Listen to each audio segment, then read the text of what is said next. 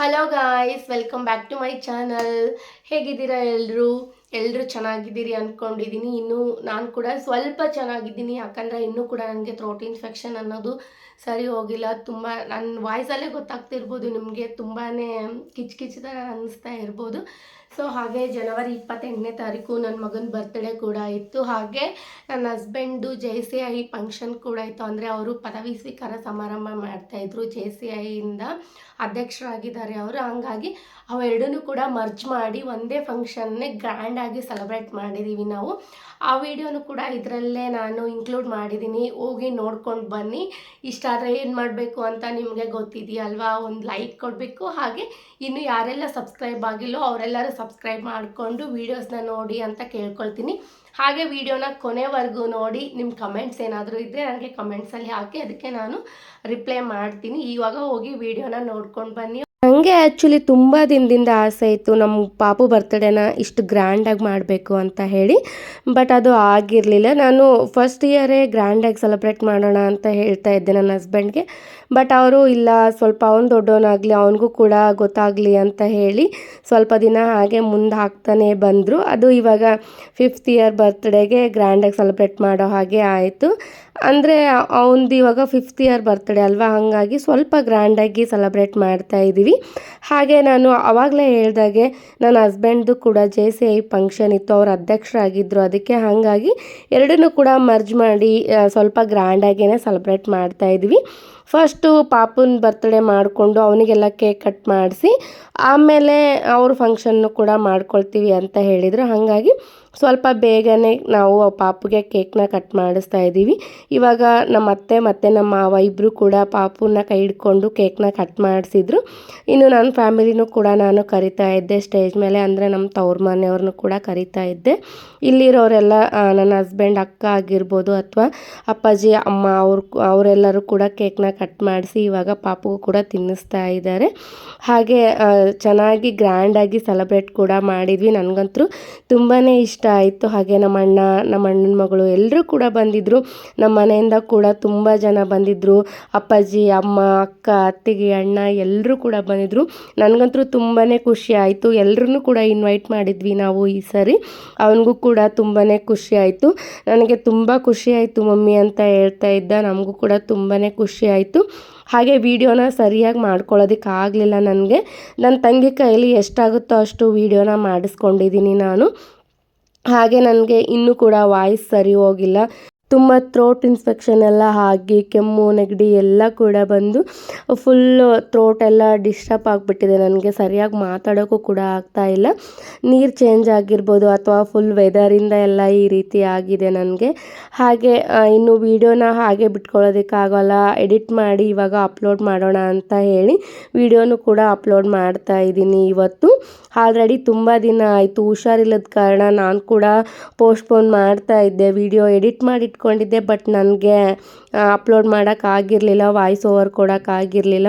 So finally ಇವತ್ತು ವಿಡಿಯೋನ upload ಮಾಡೋಣ ಅಂತ ಹೇಳಿ ಮಾಡ್ತಾಯಿದ್ದೀನಿ.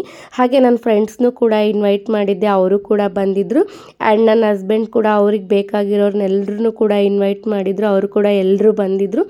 ತುಂಬಾ ಖುಷಿ ಆಯಿತು ನನಗೆ. ಸರ್ಸ್ ಎಲ್ಲ ಬಂದಿದ್ದರು, ಮೇಡಮ್ ಎಲ್ಲ ಬಂದಿದ್ದರು. ಸೊ ಫೈನಲಿ ನಮ್ಮ ಪಾಪು ಬರ್ತ್ಡೇನ ಇಷ್ಟು ಗ್ರ್ಯಾಂಡ್ ಆಗುತ್ತೆ ಅಂತ ನಾನಂತೂ ನಿಜವಾಗ್ಲೂ ಅಂದ್ಕೊಂಡಿರಲಿಲ್ಲ. ನನಗಂತೂ ತುಂಬಾ ಖುಷಿ ಆಯಿತು ನೋಡಿ. ಎಲ್ಲರೂ ಬಂದಿದ್ದು ಎಲ್ಲರೂ ಕೂಡ ಹೇಳಿದರು ಅಡುಗೆ ಎಲ್ಲ ತುಂಬಾ ಚೆನ್ನಾಗಾಯಿತು, ಹಾಗೆ ಫಂಕ್ಷನ್ ಕೂಡ ತುಂಬಾ ಚೆನ್ನಾಗಾಯಿತು ಅಂತ ಹೇಳಿ. ನನಗಂತೂ ಏನು ಹೇಳಬೇಕು, ಅದಕ್ಕೆ ರಿಪ್ಲೈ ಏನು ಮಾಡಬೇಕು ಅಂತಲೇ ಗೊತ್ತಾಗಲಿಲ್ಲ. ಹಾಗೆ ನನ್ನ ಅಡುಗೆ ಜವಾಬ್ದಾರಿ ಎಲ್ಲ ನಮ್ಮ ಮಾವನೇ ವಹಿಸ್ಕೊಂಡಿದ್ರು. ಅವರು ತುಂಬಾ ನೀಟಾಗಿ ಎಲ್ಲ ಕೂಡ ಅಡುಗೆ ಜವಾಬ್ದಾರಿ ವಹಿಸ್ಕೊಂಡು ಎಲ್ಲ ಕೂಡ ನೀಟಾಗಿ ಮಾಡಿಸಿದ್ರು. ಅಡುಗೆ ಅಂತೂ ತುಂಬಾ ಚೆನ್ನಾಗಾಗಿತ್ತು ಅಂತ ಹೇಳಿ ಎಲ್ಲರೂ ಕೂಡ ಕಮೆಂಟ್ ಮಾಡಿದರು. ನನಗೆ ತುಂಬಾ ಖುಷಿ ಆಯಿತು. ಹಾಗೆ ನಮ್ಮ ಫ್ಯಾಮಿಲಿ ಜೊತೆ ನಮ್ಮ ಅಕ್ಕಪಕ್ಕ ಎಲ್ರಿಗೂ ಕೂಡ ಹೇಳಿದ್ದೆ ನಾನು. ನೇಬರ್ ಆಂಟಿರು ಎಲ್ಲರೂ ಕೂಡ ಬಂದಿದ್ದರು. ಸೊ ತುಂಬಾ ಖುಷಿ ಆಯಿತು. ಇನ್ನೇನು ಪಾಪು ಬರ್ತ್ಡೇ ಎಲ್ಲ ಮುಗಿಸ್ಕೊಂಡು ನಾವು ಕೂಡ ಸ್ವಲ್ಪ ಫೋಟೋಸ್ನ ತೆಗೆಸ್ಕೊಂಡು ಲಾಸ್ಟಲ್ಲಿ ಇನ್ನು ನನ್ನ ಹಸ್ಬೆಂಡ್ ಫಂಕ್ಷನ್ ಕೂಡ ಇವಾಗ ಸ್ಟಾರ್ಟ್ ಆಯಿತು.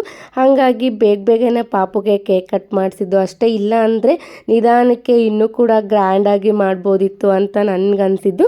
ಬಟ್ ಪರವಾಗಿಲ್ಲ, ನಾನು ಅಂದ್ಕೊಂಡಾಗೆ ಬರ್ತ್ಡೇ ಕೂಡ ತುಂಬಾ ಗ್ರ್ಯಾಂಡಾಗಿ ಆಯ್ತಲ್ವ, ಅದಕ್ಕೆ ತುಂಬಾ ಖುಷಿ ಆಯಿತು ನನಗೆ.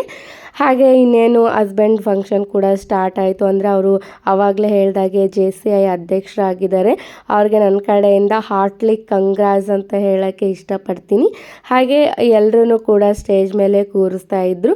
ಅದಾದಮೇಲೆ ಇವಾಗ ಗಿಡಕ್ಕೆ ನೀರು ಹಾಕೋ ಇಂದ ಸ್ಟಾರ್ಟ್ ಮಾಡ್ತಾ ಇದ್ದಾರೆ. ತುಂಬಾ ಖುಷಿ ಆಯಿತು ನನಗೂ ಕೂಡ. ಪಾಪು ಬರ್ತ್ಡೇ ಹಾಗೆ ಇವ್ರ ಫಂಕ್ಷನ್ ಕೂಡ ಎರಡೂ ಇಷ್ಟು ಗ್ರ್ಯಾಂಡಾಗಿ ಸೆಲೆಬ್ರೇಟ್ ಮಾಡ್ತಾ ಇರೋದು. ತುಂಬಾ ನೀಟಾಗಿ ಹಾಗೆ ತುಂಬಾ ಅಚ್ಚುಕಟ್ಟಾಗಿ ಫಂಕ್ಷನ್ನೆಲ್ಲ ಗ್ರ್ಯಾಂಡಾಗಿ ಸೆಲೆಬ್ರೇಟ್ ಮಾಡಿದ್ವಿ.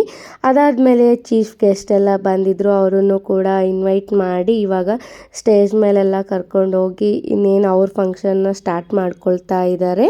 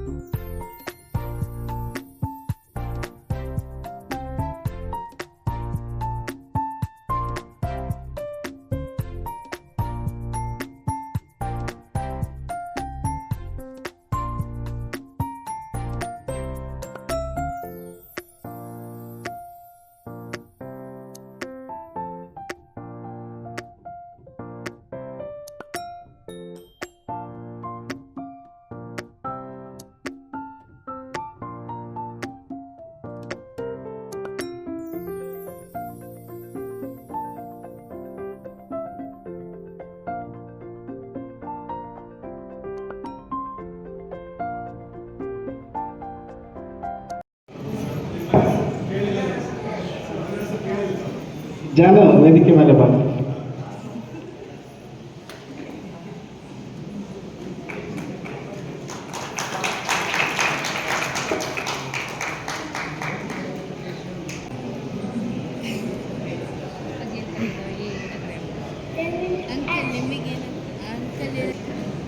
ದಿವಾಕರ್ ಸರ್, ನಿಮ್ಮ ಮೈಕನ್ನು ನಿಮ್ಮ ಧರ್ಮಪತ್ನಿ ಕೈಗೆ ಕೊಡಿರಿ.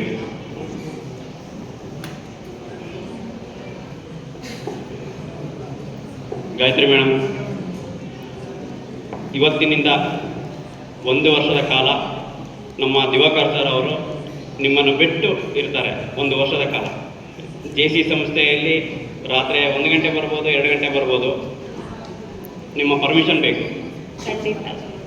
ತೊಂದರೆ ಇಲ್ವಾ? ಅಲ್ಲ, ಮತ್ತೆ ನಾವು ಹಗಲೆಲ್ಲ ನಾವು ಕರ್ಕೊಂಡು ಹೋಗ್ತಾನೆ ಇರ್ತೀವಿ ಜೋನ್ಗೆ. ಇಲ್ಲ ಯಾವ್ದಾದ್ರು ಒಂದು ಪ್ರೋಗ್ರಾಮ್ಗಳಿಗೆ ಇಲ್ಲಿ ಲೋಕಲ್ ಪ್ರೋಗ್ರಾಮ್ ಅರೇಂಜ್ ಆದಾಗೆ ಮನೆಗೆ ಸೇರಿಸಲ್ಲ ನಾವು. ಫಸ್ಟೇ ಹೇಳ್ತಾ ಇದ್ದೆ ನಾನು, ನೀವು ಅಧ್ಯಕ್ಷ ಆದಮೇಲೆ ಒಳ್ಳೊಳ್ಳೆ ಕಾರ್ಯಕ್ರಮಗಳನ್ನ ಕೊಡ್ರಿ ಅಂತಂದು ಹೇಳಿ. ಇವಾಗಲೂ ಕೂಡ ಅದನ್ನೇ ಹೇಳ್ತೀನಿ. ನಿಮ್ಮ ಸಪೋರ್ಟ್ ಬೇಕು. ಖಂಡಿತ. ದಿವಾಕರ್ ಸರ್, ಮೈಕ್ ತಗೊಳ್ಳಿ.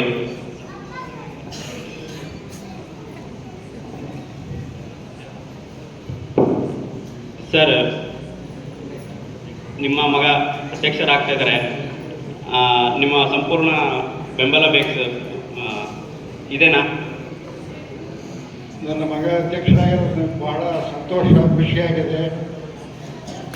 ಸರ್ವತೋಮುಖವಾಗಿ ಎಲ್ಲ ಸಮಾಜ ಕಾರ್ಯಗಳನ್ನು ಮಾಡಲಿ ಅಂತ ಹೇಳಿ ಹಾರೈಸಿ ಅವರಿಗೆ ಮುಂದಿನ ದಿನಗಳಲ್ಲಿ ಇನ್ನೂ ಹೆಚ್ಚಿನ ಇಂಥ ಪದವಿಗಳು ಬರಲಂತ ಹಾರೈಸ್ತಾ ನಾನು ನಿಮ್ಮೆಲ್ಲರಿಗೂ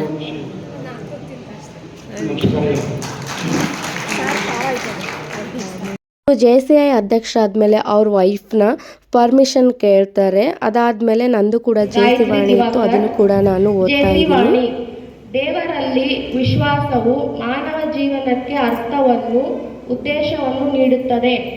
ಮಾನವ ಸಹೋದರತೆಯು ರಾಷ್ಟ್ರಗಳ ಸಾರ್ವಭೌಮತೆಯನ್ನು ಮೀರಿದೆ. ಸ್ವತಂತ್ರ ಜನರು ಸ್ವತಂತ್ರ ಉದ್ಯಮದಿಂದ ಆರ್ಥಿಕ ನ್ಯಾಯವನ್ನು ಉತ್ತಮವಾಗಿ ಸಾಧಿಸಬಲ್ಲರು.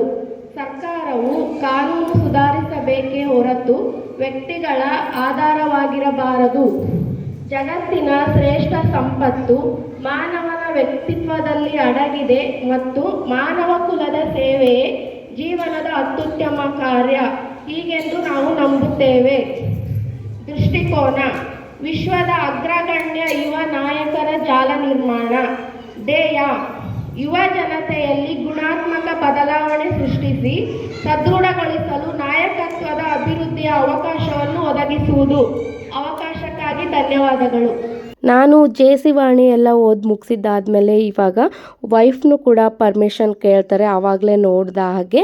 ಅದಾದಮೇಲೆ ಇವಾಗ ಓಲ್ಡ್ ಪ್ರೆಸಿಡೆಂಟು ನ್ಯೂ ಪ್ರೆಸಿಡೆಂಟ್ಗೆ ಅವರ ಅಧಿಕಾರವನ್ನು ಹಸ್ತಾಂತರ ಮಾಡ್ತಾ ಇದ್ದಾರೆ. ಇವಾಗ ನೋಡ್ತಾ ಇರ್ಬೋದು ನೀವು, ಅದನ್ನೇ ಇಲ್ಲಿ ಮಾಡ್ತಾ ಇರೋದು. ಅಂದರೆ ಅವರು JCI ಬ್ಯಾಡ್ಜ್ ಆಗಿರ್ಬೋದು ಅಥವಾ ಅವ್ರದ್ದೆಲ್ಲ ಏನೇನು ಪ್ರೋಸೆಸ್ ಇರುತ್ತೋ ಅದನ್ನೆಲ್ಲ ಕೂಡ ಇವಾಗ ನ್ಯೂ ಪ್ರೆಸಿಡೆಂಟ್ ಅಂದರೆ ನನ್ನ ಹಸ್ಬೆಂಡ್ಗೆಲ್ಲ ಹಸ್ತಾಂತರ ಮಾಡ್ತಾ ಇದ್ದಾರೆ. ಇವಾಗ JCI ಮೂಲಕ ಸಮಾಜಕ್ಕೆ ಒಳ್ಳೊಳ್ಳೆ ಕಾರ್ಯಕ್ರಮಗಳನ್ನು ಕೊಡೋದ್ರ ಮೂಲಕ ಯಶಸ್ವಿಯಾಗಿದೆ ಎಂದು ಹೇಳ್ಬೋದು. ಹಾಗೆ ಇಲ್ಲಿಗೆ ನಾನು ಈ ವಿಡಿಯೋನ ಎಂಡ್ ಮಾಡ್ತಾ ಇದ್ದೀನಿ. ಮತ್ತೆ ಸಿಗ್ತೀನಿ ನೆಕ್ಸ್ಟ್ ವಿಡಿಯೋ ಜೊತೆಗೆ. ಟಿಲ್ ದೆನ್ ಟೇಕ್ ಕೇರ್, ಬಾಯ್.